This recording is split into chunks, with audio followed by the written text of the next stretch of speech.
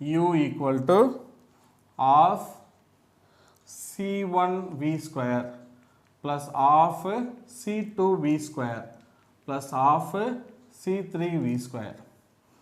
இது என்னது? Energy, stored energy, அதாவது potential energy of capacitor 1.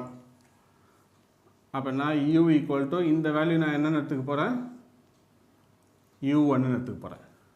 Okay, plus இங்கே இதோட வேல்யூவை U2 எடுத்துக்க போகிறேன். ஸோ இதோட வேல்யூ நான் எடுத்துக்க போகிறேன் U3 எடுத்துக்க போகிறேன். Plus etcetera.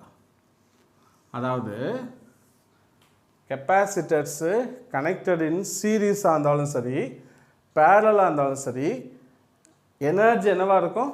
The sum of individual potential energy. Total energy என்னவாக இருக்கும்? Sum of individual energy. இங்கே பாருங்கள்,